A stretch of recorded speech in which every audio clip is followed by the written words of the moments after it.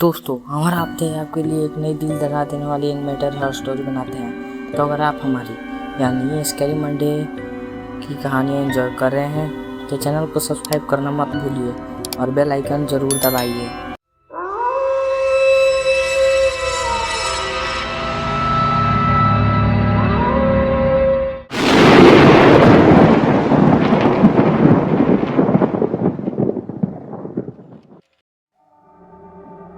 लगातार हो रही बारिश अभी अभी रुक चुकी थी।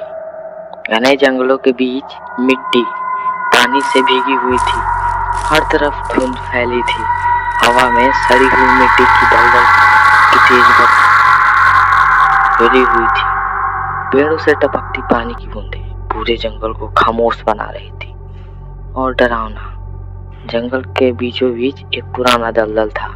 उस जगह के बारे में कहा जाता था कि वहाँ कोई जानवर नहीं रहता, कोई पक्षी नहीं बैठता, या कहीं तो कोई इंसान रात होने के बाद उस रास्ते से नहीं गुजरता, क्योंकि वहाँ एक ऐसा जीव रहता था जिसका ऊपरी शरीर मानव जैसा और कमर के नीचे का पूरा शरीर नाग जैसा था।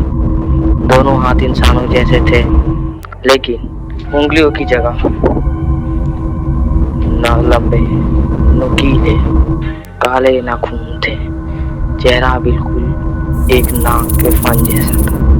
मुंह से हर कुछ सेकंड में लंबी दो मुही जीभ बाहर निकलता तो पूरा जंगल सुन पड़ जाता था। उस रात एक युवक जंगल का छोटा रास्ता पकड़कर घर लौट रहा था। कुछ दूर चलने के बाद उसे एहसास हुआ कि उसके पीछे कोई बहुत भारी चीज मिट्टी पर रेंग रही है। आवाज धीरे धीरे और पास आती गई। युवक ने अपनी चाल तेज कर दी, लेकिन रेंगने की आवाज उतनी ही तेज हो गई।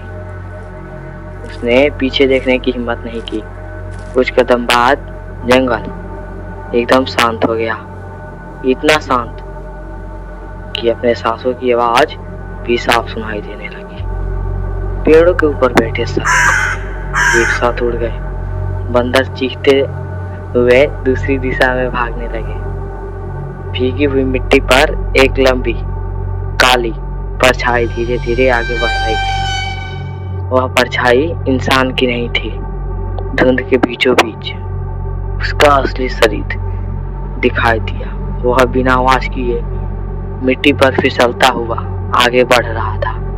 उसकी लाल आंखें अंधेरे में जलते कोयले जैसी चमक रही थी। हर सांस के साथ उसकी दो मुही जीभ हवा को सूंघ रही थी। युवक पूरी ताकत से भागने लगा, लेकिन जंगल का रास्ता अचानक खत्म हो गया। चारों तरफ से दलदल था। उसके पीछे रेंगने की आवाज रुक चुकी थी। उसने सिर घुमाया। वह जीव अब दिखाई नहीं दे रहा था। अचानक ऊपर पेड़ों की टहनियों से गीली मिट्टी टपक के युवक के सिर पर उठाया।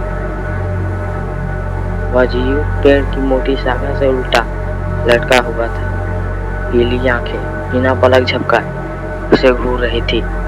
अगले ही पल उसका विशाल सांप जैसा शरीर बिजली की गति से नीचे गिरा। कुछ सेकंड के लिए पूरा जंगल जोर से हिला, फिर सब कुछ शांत हो गया।